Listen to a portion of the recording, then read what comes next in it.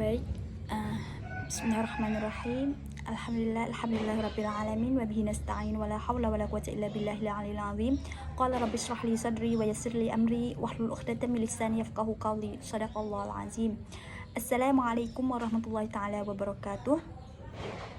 Alhamdulillah, syukur kita kepada Allah yang mana Ia memanjangkan umur kita dapat kita bersama pada kali ini. Dan salam hormat kepada Bapak dosen Dr. Muhammad Nur Halim, MPD, selaku Bapak dosen mata kuliah Desain dan Pengembangan Kurikulum Pendidikan Agama Islam.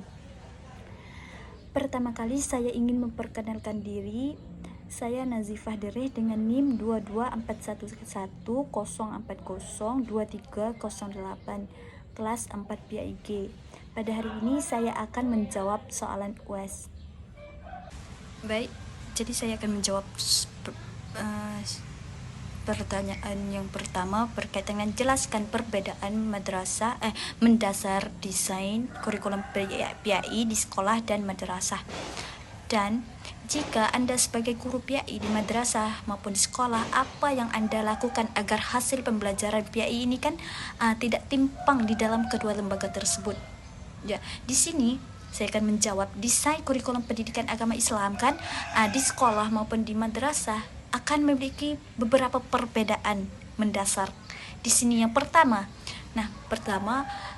dalam madrasah kurikulum PIAI mencenderung lebih berfokus pada pemahaman, kepada pemahaman dan pengalaman ajaran agama Islam. Nah, secara seluruhnya dan mendalam. Itu sebagai dalam madrasah.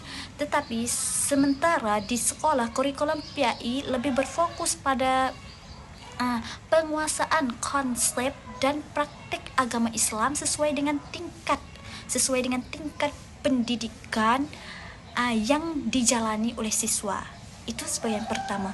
Kedua, dalam madrasah proses pembelajaran PIAI dilakukan secara intensif dan kompresif. Nah, dengan durasi pembelajaran yang lebih lama dan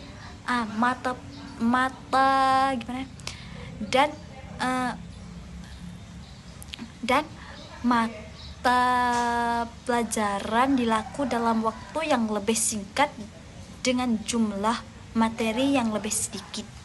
Nah, untuk memastikan hasil pembelajaran PIAI ini tidak timpang di kedua lembaga tersebut, kalau sebagai guru pendidikan agama Islam baik di madrasah maupun sekolah, kita dapat dilaksanakan dengan beberapa tindakan di antaranya.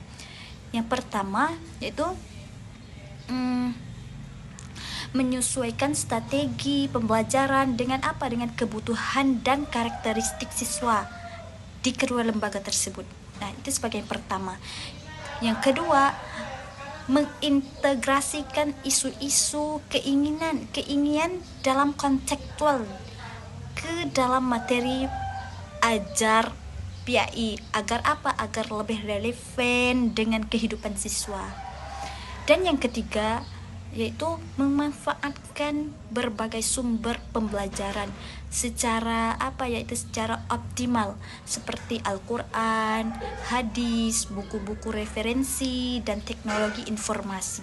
Nah, dan yang keempat yaitu menerapkan metode pembelajaran yang kreatif.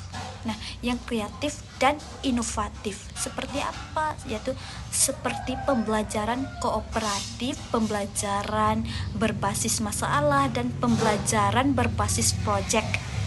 Nah, dan yang kelima, melakukan evaluasi dan refleksi terhadap proses pembelajaran.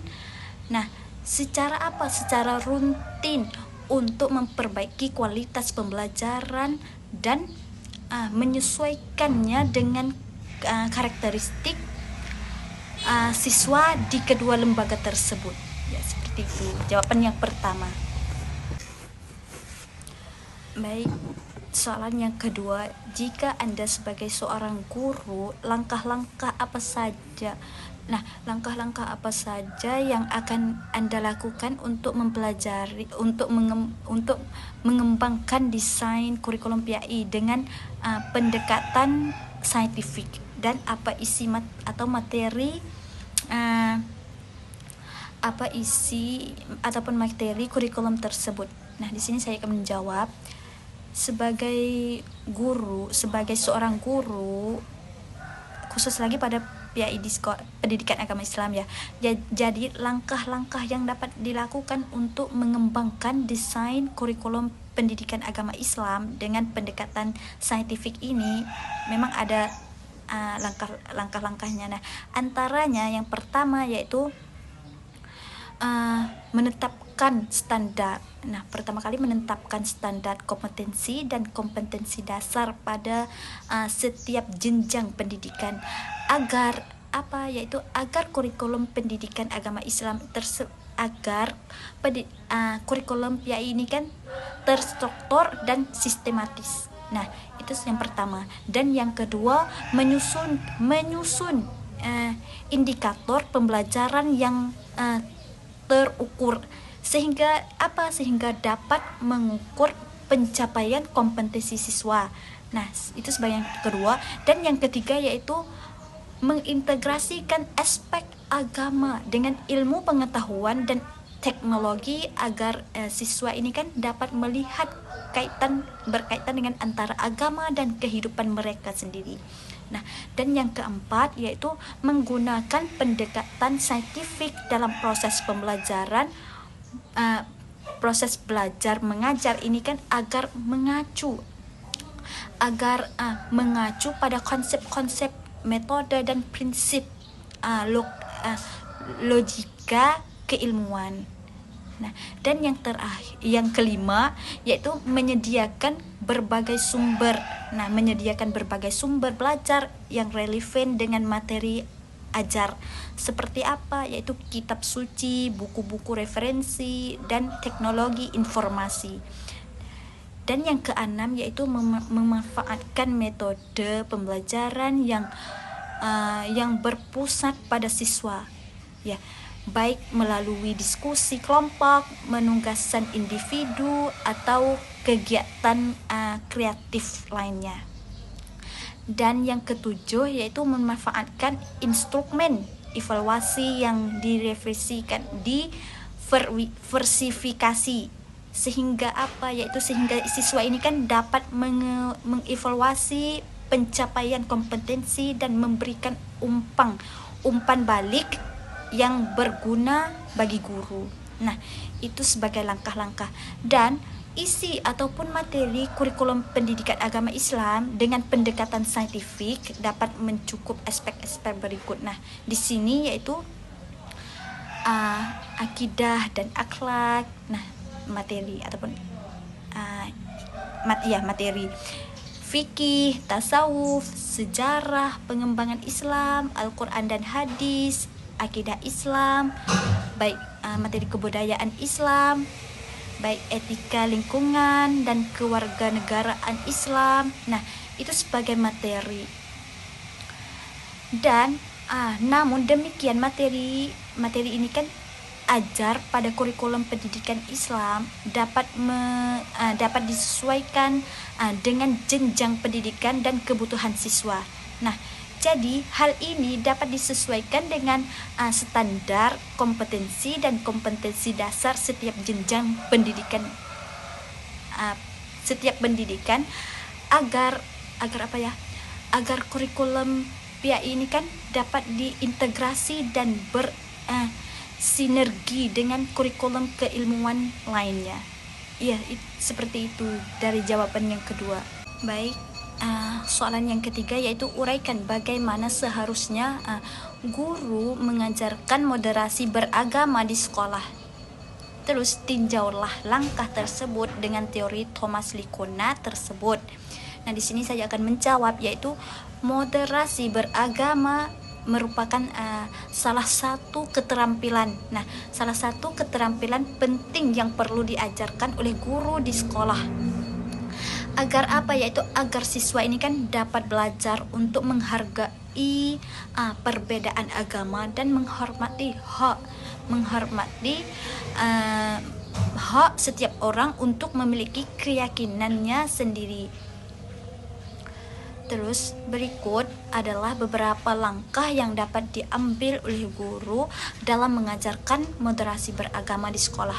Ya, di sini yang pertama yaitu mengajarkan keteladanan, yaitu guru harus menunjukkan keteladanan dalam moderasi beragama dengan memperlihatkan sikap toleransi dan menghargai perbedaan dalam kegiatan sehari-hari di sekolah. Ya, terus yang kedua yaitu mengajarkan konsep moderasi beragama. Yaitu di sini guru dapat mengajarkan konsep tersebut kepada siswa dan menjelaskan mengapa ini penting. Nah, mengapa ini penting yaitu untuk kehidupan sosial yang harmonis. Ya, yang ketiga yaitu membangun kesadaran diri. Yaitu di sini guru harus membantu siswa untuk apa? Untuk memahami keyakinan agama mereka sendiri dan menghargai keyakinan orang lain juga. Nah, di situ. Dan yang keempat yaitu mengajarkan keterampilan mencari solusi. Nah, di sini penting juga yaitu guru harus mengajarkan keterampilan mencari solusi. Yaitu di sini guru dapat mengajarkan siswa untuk apa? Yaitu untuk mencari solusi dalam situasi yang memicu konflik atau ketidaksepahaman, ya, seperti itu. Dan yang kelima menggunakan teknik keterlibatan interaktif, yaitu di sini guru dapat memfasilitasi atau dapat memfasilitasi diskusi kelompok atau kegiatan memecahan masalah untuk apa? Yaitu untuk membantu siswa memahami dan menghargai perbedaan. Nah, di situ. Terus dalam hal ini juga teori Thomas Likuna yaitu the theory of moral development dapat membantu guru dalam mendidik siswa terkait dengan apa? Yaitu terkait dengan moderasi beragama. Nah, pada tingkatan pertama yaitu moral reasoning, guru dapat membantu siswa untuk memahami perbedaan agama dan tahap perkembangan moral siswa dalam memahami itu. Kemudian pada tahap kedua moral values, yaitu guru ini kan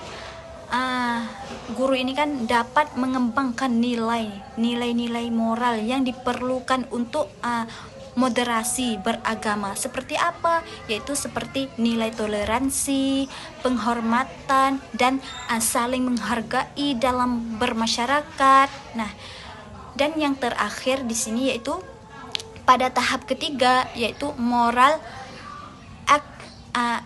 action, yaitu guru ini kan dapat mengajarkan bahasa moderasi untuk apa? Yaitu untuk memecahkan permasalahan terkait perbedaan agama dan membantu siswa ini kan mempraktikkan moderasi beragama dalam kehidupan sehari-hari. Ya, seperti itu sebagai jawaban yang ketiga. Ya, sudah cukup. Ya, baik, terima kasih, sudah cukup dari jawaban UAS. Lebih kurang mohon maaf. Insyaallah saya lebih usaha lagi. Wabillahi taufik wal hidayah. Wassalamualaikum warahmatullahi wabarakatuh. Terima kasih.